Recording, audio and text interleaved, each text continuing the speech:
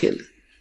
और ऐसे सर्दी में देकर जाई है, अरे अमृत वर्षा कर रहे हैं, इसमें कृपा करके लटके ना लियो, पूरा ज्ञान सुनियो को देखा का अच्छा देसी घी का लोड कर जाए, ऊँगे जाओ बैठे बैठे, फिर आना नहाना बराबर है।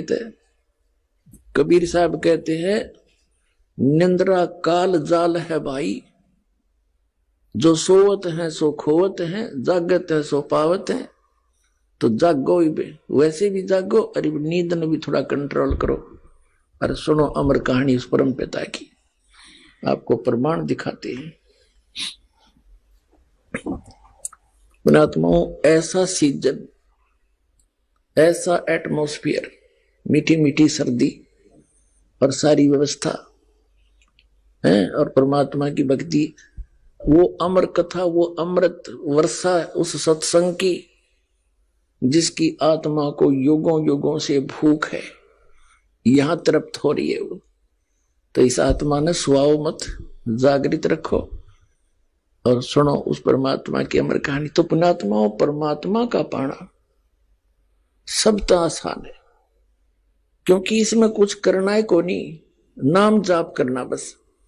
नाम चलते फिरते उठते बैठते मर्यादा में रहना है, और जैसा परमात्मा आपको वित्त दे उसमें से दान भी करना है, क्योंकि धर्म तो दसके नहीं दसके तीनों लोग, और खैरायत में खैर है कीजिए आत्म पोख। तो जो परमात्मा आपको लाभ देगा उससे दान भी करना है, क्योंकि दान से ही लाभ जो धन मिलता है। कबीर साहब कहते हैं चढ़ी चौंच भर ले गई और नदी ना घट्यो नीर, दान दिए धन घटे नहीं, कह रहे साहिब कबीर। तो इस प्रकार इस तरह से परमात्मा का पाना कति आसान है।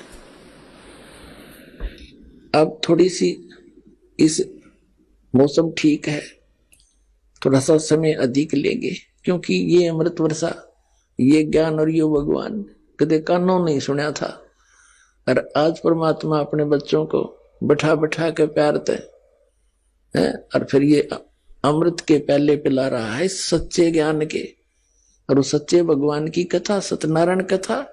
इसके कबीर साहब का नाम लेने पाप कटे, नाम लेने आत्मा चार्ज होती है। और यहाँ तो सारा दिन उस परमात्मा का की ही चर्चा चलती है। आपस में आप भी बैठते हो, यहाँ आप जी को इसलिए बुलाया जाता है कि जैसे पुराने भक्त भी होते हैं जिन्हें 10-10, 15-15 वर्ष हो गए नाम लिए ने, कुछ 2-4 वर्ष के भी हैं, और बिल्कुल नए भी आए हैं पुण्यात्मा पर भगवान के बच्चे। तो पुराणों के साथ आपका आपस में डिस्कस होता है, सत्संग के बाद आप चर्चा करते हो, नए भक्तों का विश्वास दृढ़ होता है कि सचमुच यहाँ ऐसे ऐसे इनको लाभ हुए हैं, ऐसे ऐसे रोग कटे हैं, ऐसे निर्धन व्यक्तियों का आज गाड़ियां चल रही हैं। तो फिर इससे और दिल डटेगा, और ऊपर से ये दास ज्ञान आपको दे रहा है, इसमें स्पष्ट हो जाएगा। तो ये सारा कुछ मिला के इसलिए परमात्मा ने ये आश्रमों की व्यवस्था बनाई है कि यहाँ बैठकर परमात्मा के बच्चे उस मालिक के यथार्थ ज्ञान को और उस भगवान को समझ सके।